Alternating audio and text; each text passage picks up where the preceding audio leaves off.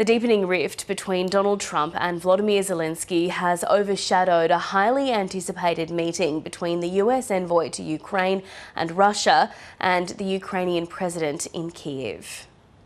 Peter, how are you? Thank you so much for coming. Thanks so much. Mr Zelenskyy greeted and posed for photos with retired General Keith Kellogg as they started talks on the war. But as journalists assembled for a joint media conference, the event was abruptly cancelled at the request of US officials. Despite that, the Ukrainian leader says the two had a good discussion. It was a meeting that restores hope, and we need strong agreements with America, agreements that really work. I instructed to work quickly and very carefully. The economy and security should always go hand in hand, and the details of agreements matter. We discussed with General Kellogg the front, the need to release all our prisoners held in Russia, as well as the need for a reliable and clear system of security guarantees, so that the war does not return. After the talks took place, Ukraine's air defences sprung into action above the capital as they tried to bring down a Russian drone. While the fighting rages, the relationship between the US and Ukrainian leaders continues to sour. In the past week, US officials have held direct talks with the Kremlin for the first time since the war broke out 3 years ago and excluded representatives from Kyiv and Europe.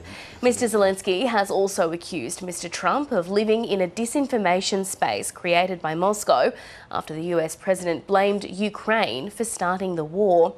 That prompted this counterattack from Mr Trump on the Ukrainian leader. A dictator without elections. Zelenskyy better move fast or he's not going to have a country left. Got to move fast because that war is going in the wrong direction. Zelenskyy is definitely not a dictator. He has always stood for our country in any case. I voted for him too. I hope that Trump changes his decision, because he was wrong making such a statement. My attitude towards Zelenskyy didn't change, because he has done everything he could and he hasn't made any critical mistakes. He continues doing his job, and despite the difficult situation, he is coping. He shouldn't have said that because he is a president, and his statement concerns our president. If he has no intention of helping Ukraine, he should just say so, but he shouldn't cross the line to personalities. Morale in frontline Ukrainian towns is low. The United States is Kyiv's main backer, investing billions of dollars to aid its war effort. The Trump administration is seeking a return in its investment and wants access to Ukraine's vast mineral resources. An initial offer was rejected by Kyiv, partly because it doesn't include security guarantees. President Trump is obviously very frustrated right now with President Zelenskyy. The fact that that he hasn't come to the table, that he hasn't been willing to take this opportunity that we have offered. I think he eventually will get to that point, and I hope so very quickly. But President Trump is, as we made clear to our Russian counterparts, and I want to make clear today, he's focused on stopping the fighting and moving forward. And we could argue all day long about what's happened in the past.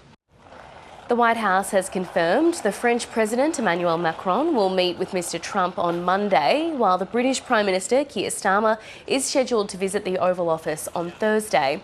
The UK says it's an ironclad partner with Kyiv, while France says Russia poses an existential threat to Europe.